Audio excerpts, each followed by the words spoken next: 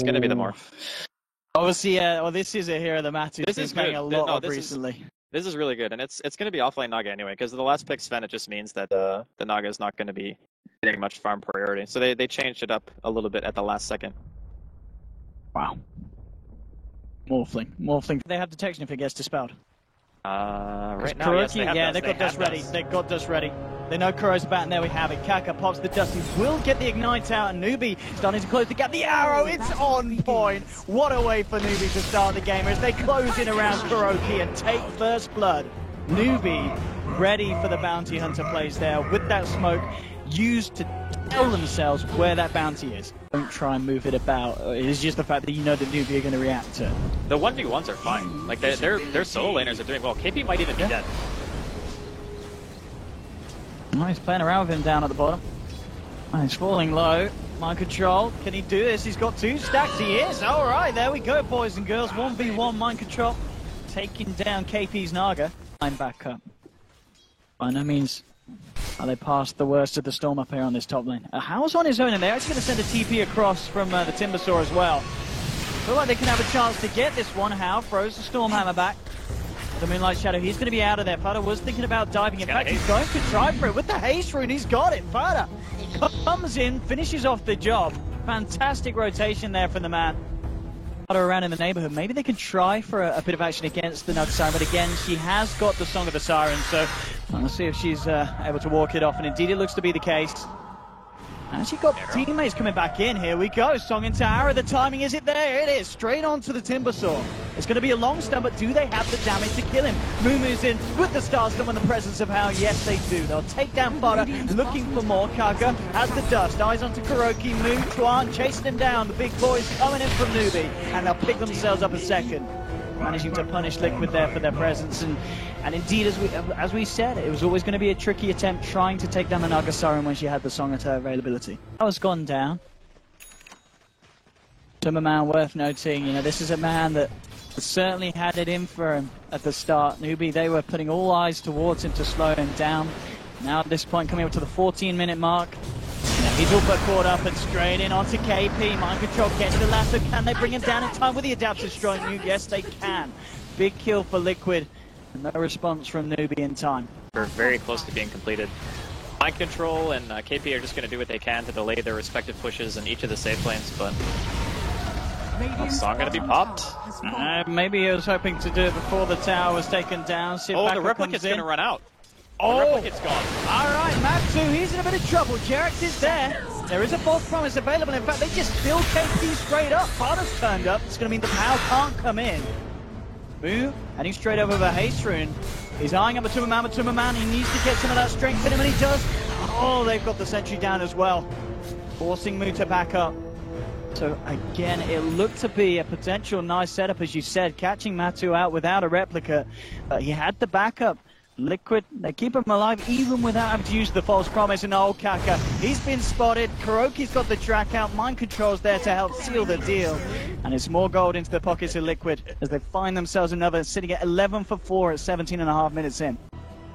Hopefully he can kind of recover from that, because he needs his Radiance sometime soon. He's been holding on to that recipe and around 1,500 gold for a while. Sentry, it spotted KuroKy right on the tip. Dust as well. No escape for the bounty as Kaka and Tron control him, beat down upon him. Hal says, I want the kill, boys, and he gets it. Comes in for the cleanup. Nice sentry placement there from Tron. At the same time, though, they're losing the higher priority kills. Jerax on a killing spree as he and his boy Matuma take down KP's Naga once again. Which I don't think he's going to buy until much later. Well, you can see Newbee heading over this half of the map. We'll see what they're able to do. I mean, there has been a TP in from Matuma. If they can catch Matuma out on his own, see if they can do this. It's smoked up. It is a hard kill for them to get, though. And I think they just can't find the angle to jump in, and KP, he's been caught out again. Now they'll come in. If they can get this kill, it's going to be absolutely huge. But false promise, but Jerax is there. The heal's starting to come out. Is it going to be enough to save Matu? He's taking an awful amount of damage, but the Ghost Scepter, the Starfall damage indeed is too much magical. They will find that Morphling kill. That is a trade that Newbee will be very, very content with. Matuma has really started to race away this match. Let's see if they can find anything more. The arrow from Moo connects onto Mind Control. He's coming back across. They're going to be able to get themselves yet another Mind Control to fall. Carter coming along on the Timber Saw. Can he do anything else in response? Jarek's trying to hold Tron back, but Tron turns, goes for the Hex TP down straight in front of him. It doesn't matter. Jarek's there with a final nuke. Finishes him off. They've got vision onto Kuroki. He's being healed up by Jarek's. Jarek's with the backup, keeping Kuro alive, getting him out of the fight. And Farda's just laying down the damage onto Moo. Bounces away. Farda's going to look for the chase. A little bit low on mana. Moo actually ending up being healed up by that nuke from Jarex. The fight's not over yet. How? Oh, he walks in. In fact, oh, it's the blink back, the double back onto Farda. But again, false promises there for Jarex. Farda's going to suffice, gets himself out with the Timber Chain. And Jarex on his Oracle, this game has been safe in so many backsides. Heading to the secret shop, so the side shop to pick up some TP's Kaka. Yeah, his has just come off cooldown. He's out.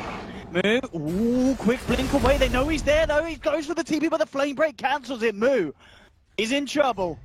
And Liquid are there surrounding him. Here we go, chopping down the trees. Hello, Moo. Is this your house? You're gonna die in it, sir. Goodbye, Farta. Chops down the entrance and chops down the limbs out of Moo. Doesn't have to be here. He just takes no damage. He just sits there. Nice Starstorm. His itemization is perfect as well, because he bought the hood after the Bloodstone, realizing that the biggest threat for him really is just the magic damage that Newbie can deal. This is pretty demoralizing now. Moo immediately jumps on. Draw burst down as well. Liquid, they've decided to immediately look for the burst potential onto these squishy Newbie cores. How's there, trying to play around it, has the BKB blink himself out of it. And just like that, they lose two heroes. And Liquid playing absolutely ferociously.